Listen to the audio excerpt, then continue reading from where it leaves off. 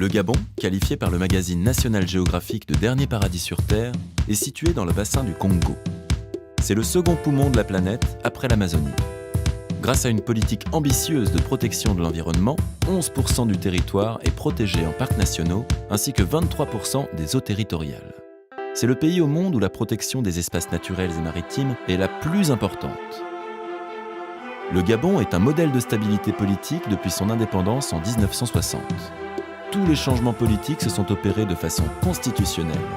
C'est une démocratie établie, avec des institutions fortes, une grande liberté de la presse et une justice indépendante. Depuis l'arrivée au pouvoir du président de la République, chef de l'État, son Excellence Monsieur Ali Bongo Ondimba, le Gabon a mis en place une politique très volontariste, basée sur le plan stratégique Gabon émergent, visant à faire de ce territoire un pays émergent à l'horizon 2025 par une multitude d'opportunités d'affaires dans des domaines d'activité divers pour tous les investisseurs intéressés.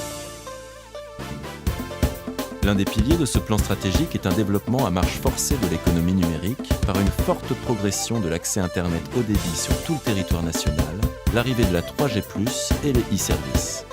Ce plan stratégique a également permis au Gabon d'être l'un des premiers pays d'Afrique à avoir accès à un réseau 4G. Aujourd'hui, notre prochain challenge est le déploiement de la TNT. Déploiement qui tiendra compte, comme tous les choix stratégiques liés à l'implémentation des infrastructures au Gabon, de notre environnement exceptionnel. Venez découvrir, avec nous, les objectifs et les défis qui nous attendent dans cette nouvelle opportunité. La TNT, c'est d'abord la télévision numérique de terre, qui est donc un mode de réception de la télévision numérique, adopté par de nombreux pays tels que le Gabon, en 2006 à Genève, lors d'une conférence régionale des radiocommunications. Elle est appelée de terre parce que ses émetteurs sont installés au sol. Elle permet une utilisation efficace des fréquences, qui sont donc des ressources naturelles non renouvelables appartenant à l'État. Ainsi, dans une bande de fréquence de 8 MHz, correspondant à un canal de télévision analogique, on peut introduire jusqu'à 6 programmes TNT à la norme DVB-T1. Mais le Gabon a choisi pour sa migration la norme DVB-T2, qui va lui permettre, n'est-ce pas, d'introduire 16 programmes numériques. Sur le plan institutionnel, les acteurs sont toutes les administrations identifiées dans l'arrêté 7150/PM, chargé de la migration de la télévision analogique vers la télévision numérique. À l'intérieur de ce comité, nous avons la présidente de la République qui est représentée, nous avons la primature, nous avons les ministères de l'économie numérique, qui est donc la tutelle de l'ANEF, il y a la communication, il y a l'économie, il y a le budget, les petites et moyennes entreprises et le commerce, le CNC, l'ARCEP, l'ANGT et enfin l'ANEF qui est donc le maître d'œuvre du gouvernement sur le périmètre de l'économie numérique. À ce titre, elle met en œuvre l'infrastructure de la TNT sous la supervision de sa tutelle, qui est donc le ministère de l'économie numérique. Elle gère et planifie les fréquences de la TNT.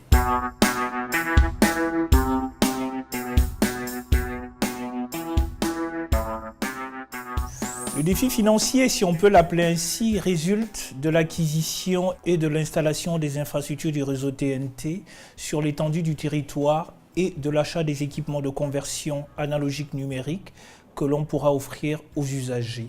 Ces coûts pourront avoisiner plusieurs dizaines de millions de dollars. En dehors de quelques rares pays africains, la plupart se sont adressés aux investisseurs étrangers ou à des entités locales privées pour mettre en œuvre la TNT. À cet effet, 3 approches sont utilisées: le crédit financier, le crédit fournisseur, le partenariat public-privé. En effet, la concession BOT a pour but de faire réaliser par une société privée des projets industriels d'infrastructures ou d'équipements publics qui auraient dû être mis en œuvre et gérés par des établissements publics ou des sociétés du secteur public. La société privée bénéficie alors d'une concession pour financer, réaliser et assurer l'exploitation du projet pendant la durée de la concession. À la fin, tout naturellement, le projet revient au gouvernement. Faire appel à ce type d'investisseurs permet au Gabon, compte tenu des délais extrêmement courts et des montants en jeu, de pouvoir bénéficier d'une des possibilités que je viens de vous énoncer. Ce qui, entre autres, aura l'avantage de ne pas impacter brutalement sur la trésorerie publique. Enfin, notre pays voudrait se faire accompagner dans cette entreprise par une expérience avérée dans le financement et la mise en œuvre des grosses infrastructures numériques.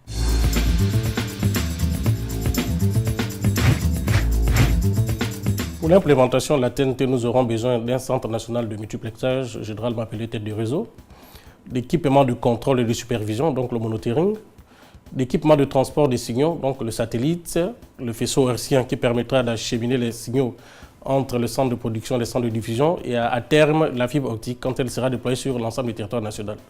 D'équipements de diffusion, donc les émetteurs numériques DVB-T2, d'équipements de réception pour les foyers, donc les antennes râteaux, communément appelées aussi antennes hertziennes, pour les zones couvertes, les antennes paraboliques pour les zones non couvertes, les décodeurs numériques au format MP4 et un poste téléviseur avec décodeur numérique intégré. Ces équipements constituent un défi majeur parce qu'ils favoriseront la couverture nationale de la TNT et la gestion efficace du réseau.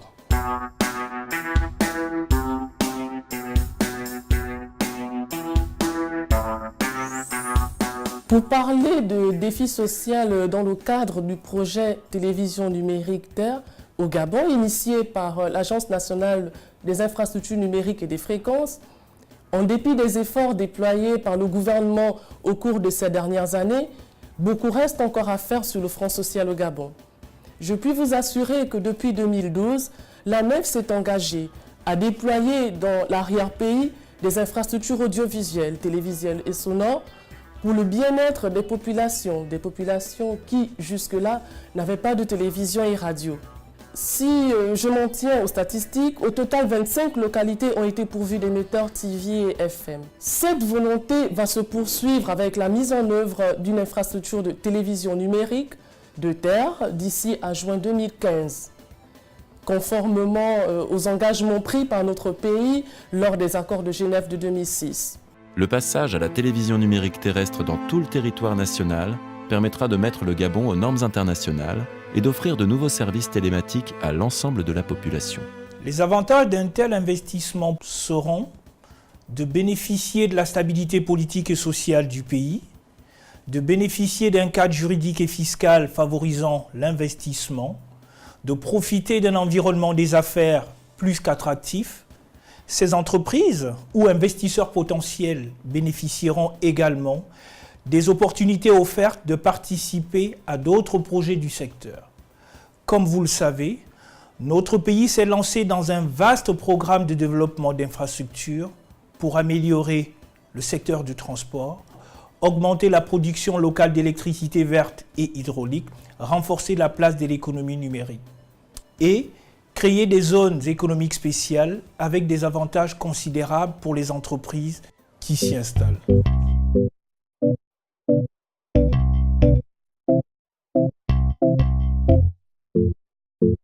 En ce qui concerne le centre national de multiplexage, il sera installé à Libreville. Les équipements de transport et de diffusion seront installés sur l'ensemble du territoire national, plus précisément dans les capitales provinciales et départementales, et les équipements de réception dans les foyers. Le gouvernement, dans le document de stratégie nationale de migration, s'est engagé à mettre gracieusement à la disposition des populations des décodeurs set-top box pour qu'elles reçoivent la télévision numérique de terre selon un format qui restera à définir. Le déploiement de la TNT sur l'ensemble du territoire va considérablement changer le niveau d'information. À savoir que les populations auront un choix de chaînes thématiques, à la différence avec la vieille télévision analogique. Elles auront un accès à un large choix de programmes, une meilleure qualité de l'image, une diversité du mode de réception et des services beaucoup plus interactifs.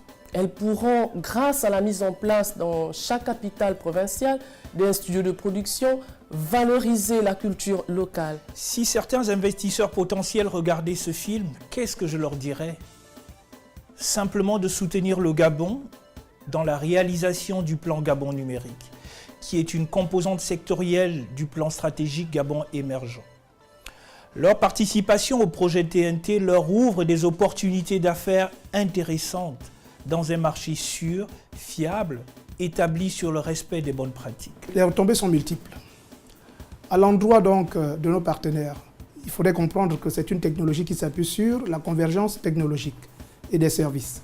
C'est ainsi qu'elle offre, en plus de la télévision numérique, une panoplie de services, notamment l'Internet, les jeux, la messagerie instantanée. À l'endroit de nos partenaires, nos futurs partenaires financiers, il y a donc un retour sur les investissements garantis. il y a une participation à une entreprise exaltante. Au niveau donc des téléspectateurs gabonais, beaucoup pourront bénéficier d'une offre de télévision élargie, bénéficier d'une qualité d'image numérique et d'un son stéréo qu'on n'avait pas lors de la télévision analogique. Beaucoup également vont accéder donc à la télévision haute définition qu'on appelle la HD, bénéficier des services TNT tels que le guide de programme, les enregistrements programmés, des émissions et bien d'autres. Et pour le Gabon, une économie donc d'échelle sera réalisée au niveau donc du spectre des fréquences, l'implémentation de nouveaux services numériques dans les bandes spectrales libérées donc pour le dividende numérique, également les profits énormes attendus dans la vente du dividende numérique, qui est donc en fait la portion de spectre qu'on récupère au niveau de la radiodiffusion pour, n'est-ce pas, la céder au niveau des opérateurs mobiles pour les développements des services 4G et 5G.